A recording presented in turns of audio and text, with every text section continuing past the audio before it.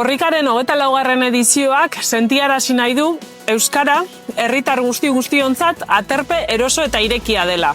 Aldarrikatzen dugu munduko hizkuntza minorizatu guztiak izatea aterpe ireki eta erosoa hiztunentzat. Berdin dio jatorriak, azal koloreak, gure hizkuntzaren ezagutzak.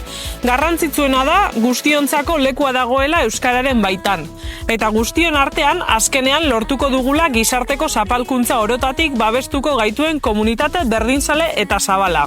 Horixe da jendarteari helarazi nahi diogun mezua. Gure hizkuntza ardatz duen komunitatean eroso eta aske bizi nahi dugula.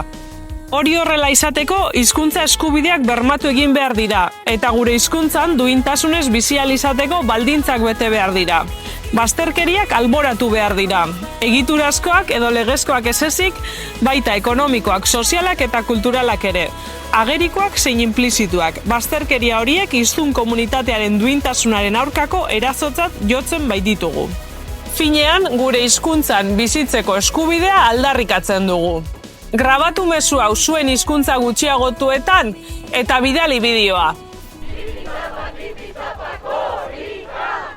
Atajatzetik Bilbora.